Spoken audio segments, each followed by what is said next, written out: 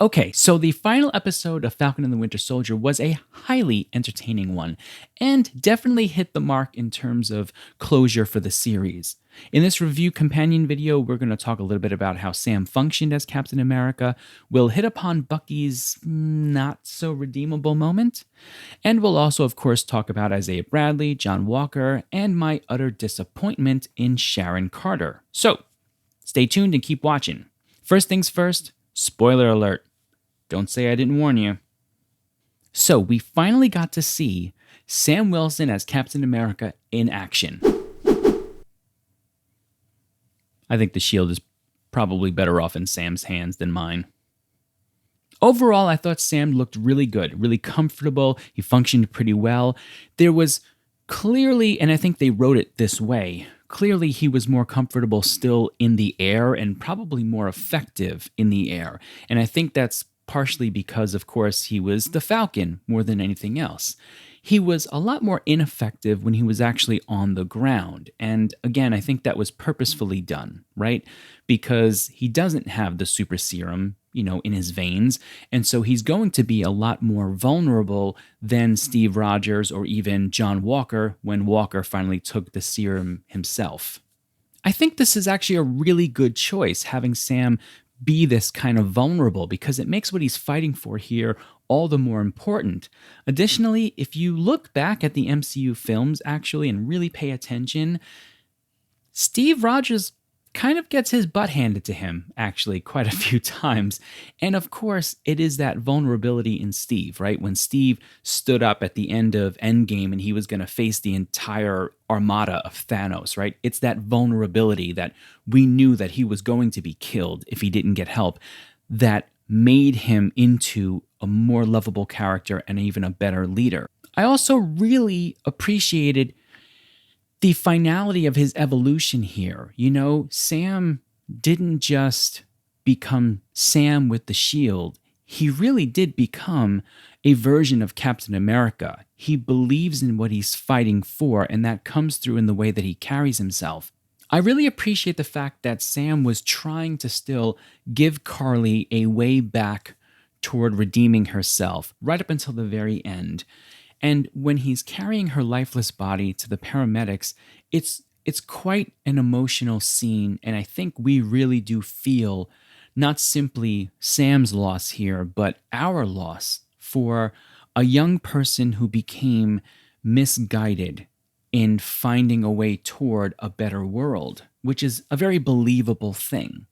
I thought the speech that Sam gave to the senators or world leaders was good and appropriate. It was a nice way to kind of usher into the world, I'm Captain America. A bit long? I thought it was a bit long, though, quite honestly. And I understand why they would do it that way. It's because it's the end of the series, and Sam still has to build up his action credibility, I guess we'll call it, his action credibility, so that he no longer has to necessarily say that much. He can just simply act and do the good. So I do get it, but it did go a bit long, I thought. Now, as I said in the last Watch Companion video, I'm very happy with this choice here of Sam as Captain America. He looks the part great. He definitely fulfills that idea of bringing hope, as Captain America should. And I am curious to see how he fits back into the film-length MCU world, right? How he's going to is it going to be a seamless one, or will there be a few bumps along the way? I'm very curious about that. Now, the Bucky scene where he tells the older gentleman that the Winter Soldier was the one who killed his son was an expected one, right? And I think we all expected it to be emotional as well. But I'm not sure that I really like the idea or the words that Bucky uses here when he says, I had no choice. Don't like it. Now, I'm not saying that Bucky did have a choice, right? He was under the sort of hypnosis, if you will, almost, of the Winter Soldier. But when you use a term like I had no choice, that kind of thing is usually used by someone who deep inside actually still believes that it is their fault, right? It's a kind of hard and yet soft deflection at the same time away from one's feeling of guilt. And in that sense, I guess my problem is really just a purely linguistical one here. I'm not sure that I buy that I had no choice really fulfills a sense of closure here for Bucky. I guess I don't really buy that Bucky has the closure that he was looking for throughout this series. And, I think that bothered me a little bit here, quite honestly. Let me know what you think. Am I off here, or was that line, I had no choice, just a bit too soft for you as well? I think what I would have liked to have seen is Bucky sit down and start explaining the legacy of the Winter Soldier. And then I think you could have just faded out right there. Forget actually hearing him say what he did, but we would know that he had told the older gentleman, even if he just started talking about the Winter Soldier, and then you could have faded out. And then I think the final scene where Bucky looks through the window and sees the gentleman there, I think that scene actually would have been more powerful, because you would have been left thinking, well, how did it go? How did the conversation go when Bucky finally got to the point where he was telling him that he killed the older gentleman's son? I think it would have made that scene more powerful as well. Now, this also transitions us a bit into the Isaiah Bradley story here, because both of those stories are about closure and history. Now, I did very much enjoy the way they closed out the Isaiah Bradley story here. When Sam takes Isaiah and his grandson to the statue in the museum, it's a wonderfully emotional scene, very beautifully done.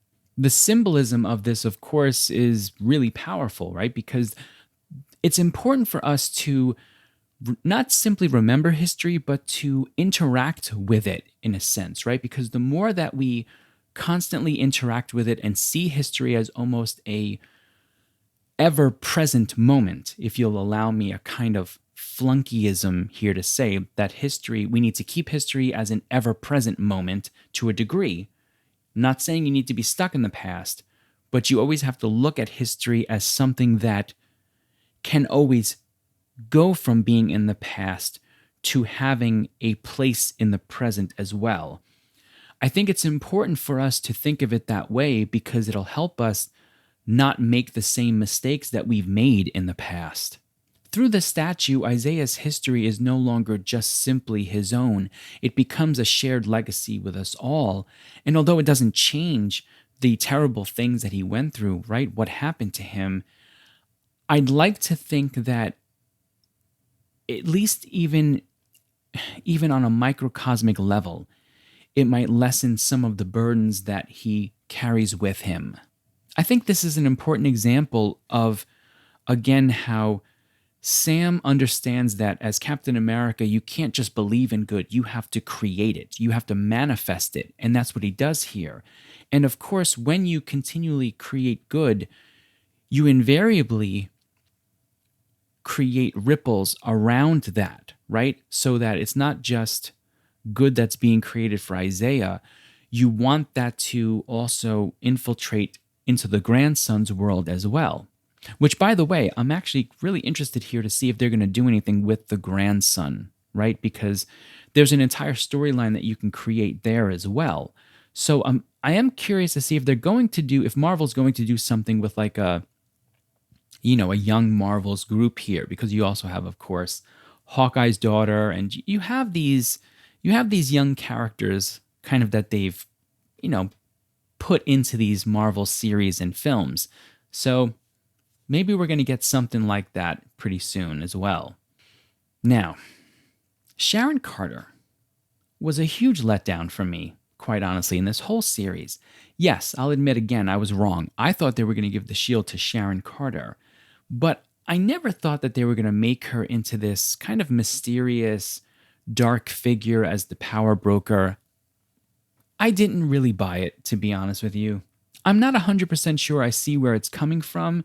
I suppose the narrative connection is what she talks about in the series, right? That the government sort of turned on her after she stole the Falcon's wings and Captain America's shield and gave it back to them in Captain America Civil War. But I don't know. It doesn't really quite, it doesn't add up to me in that sense. It really doesn't.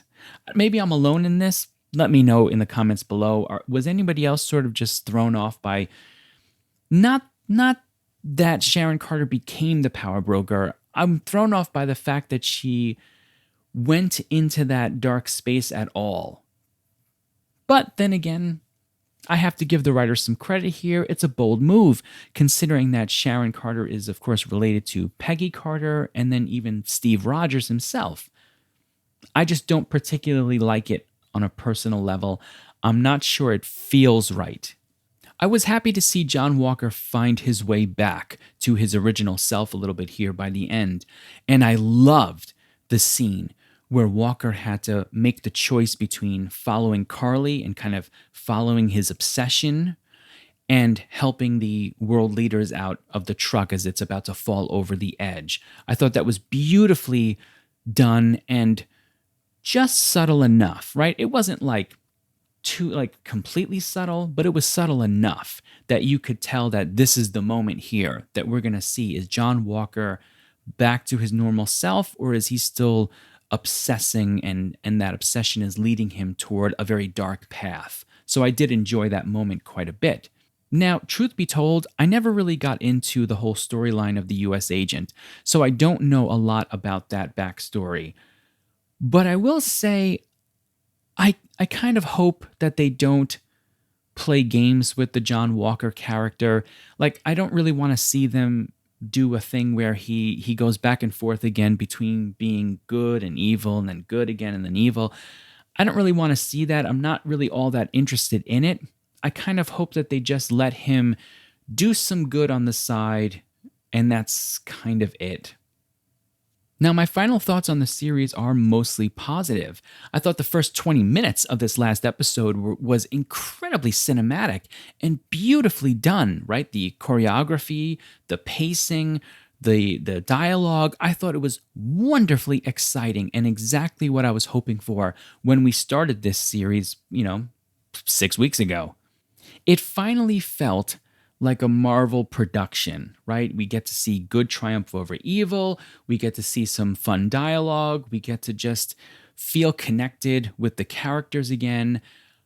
I still maintain that episodes 2 through 5 were just a bit too dark for me, too brooding. And although I am glad that we get this payoff in the end with this great final episode, it does lead me to a point that will probably upset some of you. I'm 41 years old, and I'm still a kid at heart. If you can't tell, I love this stuff. I've always loved the hero, the superhero, talking about it. But I think it's important, or more important, that young kids, I mean really young, 6 years old to 12, when you start getting into the teenage years, I think it's actually really important for them to be able to view this stuff because it helps build their belief in good, evil, right, and wrong.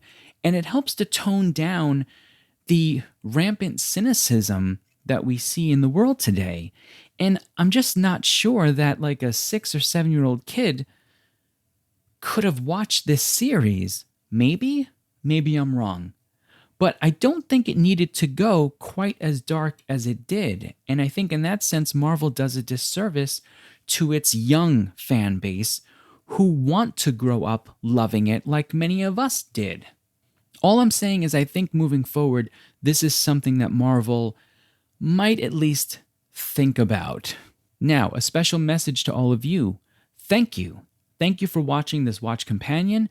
Thank you for going through this with me and listening to some of my ideas, whether they were correct, incorrect. What I hope at the end of the day is that I brought you some entertainment, some thoughtfulness, and maybe a few smiles along the way. Definitely be on the lookout for my Loki Watch Companion series, which is a couple of months away because, Loki's a couple of months away. In the meantime, if you haven't yet done so, subscribe to the channel and check out some of my other content while you have the time. Now, until next time, have a wonderful day.